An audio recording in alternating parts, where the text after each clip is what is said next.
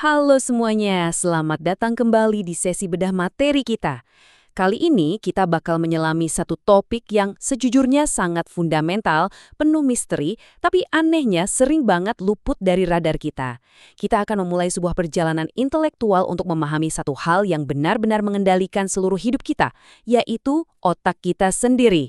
Dan pastinya, gimana dunia modern sekarang ini diam-diam lagi mengobarkan perang untuk merebutnya dari kita. Coba deh kalian bayangkan, gimana kalau masalah terbesar dari sistem pendidikan modern kita saat ini ternyata sama sekali bukan soal kurikulum, bukan karena teknologinya kurang canggih, dan jelas bukan karena tingkat kecerdasan anak-anaknya yang menurun. Gimana kalau krisis yang kita hadapi sekarang ini sebenarnya bermula dari kegagalan fatal kita dalam memahami organ yang justru kita gunakan untuk belajar itu sendiri? Masuk akal kan? Nah, ini membawa kita ke bagian pertama, kesalahan berabad-abad. Yuk kita bongkar ilusi dari sistem pendidikan kita. Yang paling menarik untuk kita soroti di sini adalah selama ratusan tahun, anak-anak itu dipaksa duduk diam di kelas, menghafal, dan terjebak dalam sebuah sistem industri yang memperlakukan otak manusia seolah-olah itu cuma sekedar harddisk kosong yang pasif yang tinggal diisi data. Padahal, kenyataan biologisnya jauh lebih dinamis dari itu. Otak itu sama sekali bukan mesin penyimpanan file ya. Dia adalah medan perang emosi yang sangat aktif, arsitek yang membangun identitas kita, dan bisa dibilang simulator realitas paling kompleks yang pernah ada di alam semesta. 86 miliar. Yap, itu adalah perkiraan jumlah neuron yang beroperasi di dalam kepala seorang siswa. Jadi bayangin aja, sementara sistem sekolah menuntut kepatuhan dan keheningan mutlak dari mereka, 86 miliar neuron ini tuh lagi sibuk secara aktif merancang dan membangun sebuah dunia yang utuh di dalam kepala mereka setiap detiknya.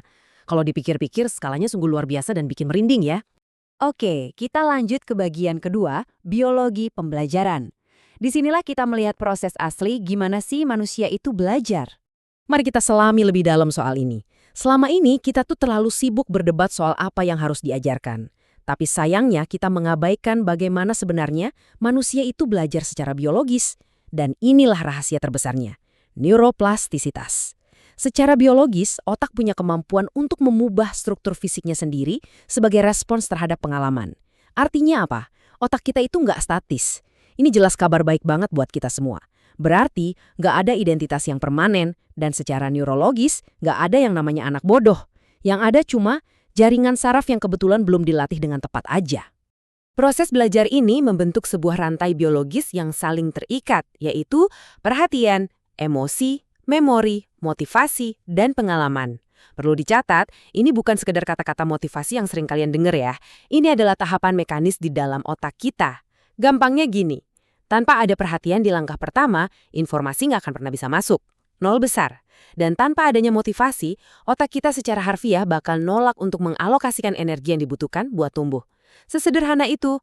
Nah, kenapa sih urutan soal emosi tadi itu super penting?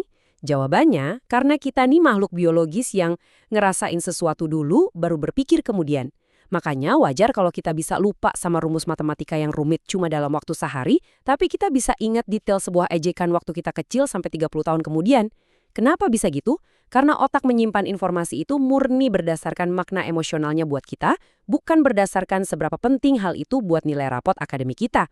Dan hal ini dengan sangat brilian mengilustrasikan gimana praktik pendidikan modern kita tuh sering banget masih bersandar pada ilusi sains alias neuromitos.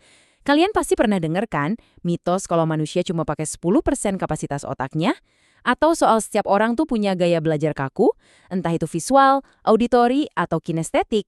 Kenyataannya, secara ilmiah, hal-hal itu sama sekali nggak punya bukti kuat. Agak ironis ya, di era di mana informasi tumpah ruas seperti sekarang, kita gampang banget terjebak untuk sekedar kelihatan pintar tanpa benar-benar punya pondasi pemahaman yang solid. Sekarang kita masuk ke bagian ketiga, perang memperebutkan perhatian manusia. Ini adalah ancaman nyata di era digital kita. Senjata pertama yang menyerang kita setiap hari, media sosial. Ekosistem digital kita tuh saat ini benar-benar lagi melancarkan serangan besar-besaran. Secara aktif memanen dan merebut perhatian kita setiap detik. Dan algoritma di baliknya itu nggak cuma sekedar memodifikasi kebiasaan kita loh. Mereka secara aktif dan agresif merombak total arsitektur struktur otak kita dari dalam. Senjata kedua, notifikasi. Bunyi dan getaran HP yang gak ada habisnya ini nyiptain siklus pengejaran dopamin instan. Otak kita terus-terusan dilatih buat merespon hal-hal yang sifatnya dangkal, yang pelan-pelan tapi pasti mengikis habis kemampuan kita buat fokus secara mendalam. Belum lagi kita dibombardir sama video pendek. Konsumsi konten yang singkat dan terpotong-potong ini terus-menerus, dampaknya beneran nyata. Ini secara harfiah melucuti stamina otak kita buat mikir hal-hal yang kompleks dan berjangka panjang. Dan yang paling fatal dari semuanya, guliran tanpa batas. Jadi, poin krusialnya adalah perhatian kita itu merupakan gerbang penentu menuju segala bentuk pembelajaran. Coba pikirkan, kalau kekuatan-kekuatan digital ini sukses ngancurin gerbang perhatian kita, ya otomatis seluruh masa depan intelektual kita juga bakal ikut runtuh bersamanya. Serem kan? Tarik napas sebentar, mari kita masuk ke bagian keempat, krisis makna di era digital. Kita melambat sedikit di sini. Mari kita renungkan ini baik-baik. Ada ketidaksesuaian yang sangat-sangat tragis antara biologi evolusioner kita yang berevolusi selama jutaan tahun dengan lingkungan digital kita yang bergerak hipercepat saat ini. Kita lagi ngadepin sebuah paradoks besar. Ada satu generasi yang bangun tidur langsung natap layar, tidur berdampingan sama notifikasi, tapi anehnya masih dikurung dalam model industri pendidikan abad lalu yang cuma nyuruh mereka duduk, diam, dan hafal. Konsekuensinya apa? Manusia modern tahu banyak hal, iya, tapi pemahamannya sangat dangkal. Kita secara digital terhubung sama semua orang di dunia, tapi diam-diam di dalam hati kita merasa sangat kesepian. Kita punya akses tak terbatas ke semua ilmu pengetahuan di bumi, tapi buat fokus 5 menit aja, kita nggak mampu. Kita harus benar-benar sadar kalau belajar itu bukan cuma rutinitas anak sekolahan. Ini adalah proses pembentukan identitas manusia. Otak yang dibesarkan di dalam ketakutan jelas bakal nyiptain generasi yang penuh kecemasan. Otak yang terus-terusan didistraksi bakal ngelahirin generasi yang super impulsif. Tapi, otak yang dilatih untuk berpikir mendalam, nah itulah yang bakal melahirkan peradaban manusia yang baru. Pola-pola neurologis yang diulang terus inilah yang bakal mendikte gimana suatu generasi itu nantinya mencintai, berpikir, dan mengambil keputusan. Dan akhirnya kita sampai di bagian kelima, masa depan kesadaran manusia. Pertarungan antara kognisi biologis dan AI. Mari kita lihat gimana semua ini bermuara. Kita ini sebenarnya lagi melangkah masuk ke dalam sebuah tabrakan dengan risiko yang sangat tinggi. Di satu sisi, kecerdasan buatan atau AI itu udah menguasai kemampuan buat menghafal, ngejawab soal, sampai nulis esai dengan sangat sempurna. Masa depan pendidikan itu udah bukan lagi tentang siapa yang paling banyak tahu fakta. Enggak, masa depan adalah tentang memupuk keterampilan manusia yang mulai langka, yaitu kemampuan mempertahankan fokus yang panjang, meregulasi emosi, dan menciptakan makna. Pendek kata, ini adalah kemampuan buat mengelola pikiran kita sendiri di tengah kekacauan dunia. Hal ini memunculkan sebuah peringatan yang, jujur aja, cukup bikin merinding.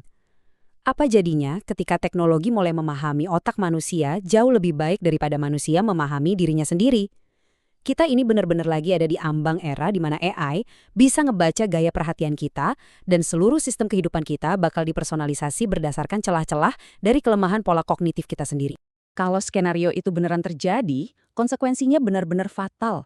Perhatian. Ya, atensi Anda bakal berubah menjadi komoditas paling mahal dan paling diperebutkan dalam sejarah umat manusia. Ini adalah sebuah realitas yang mencekam teman-teman. Siapapun atau apapun yang berhasil mengendalikan perhatian manusia, pada akhirnya merekalah yang bakal memegang kendali atas masa depan umat manusia itu sendiri. Pada akhirnya, semua ini ngebawa kita kembali ke esensi kemanusiaan kita. Ada satu kutipan luar biasa yang mendefinisikan ulang segalanya. Pendidikan adalah seni membentuk jaring-jaring makna di dalam otak. Ingat, manusia itu nggak bertahan hidup cuma dengan mengunyah data mentah. Kita hidup, bertumbuh dari apa yang berhasil masuk, menetap di dalam pikiran kita, dan secara fundamental mengubah cara pandang kita terhadap dunia ini. Jadi, untuk menutup sesi bedah materi kita hari ini, saya ingin meninggalkan kalian dengan satu pertanyaan yang cukup provokatif. Di tengah semua kekuatan digital yang saat ini secara diam-diam lagi merombak ulang jalur saras di otak Anda, siapa yang sebenarnya akan mengendalikan masa depan dari perhatian Anda? Apakah Anda sendiri? Atau sistem yang saat ini sedang Anda genggam? Coba renungkan hal itu baik-baik. Terima kasih sudah bergabung dalam eksplorasi kali ini, dan sampai jumpa di penjelajahan materi kita yang berikutnya.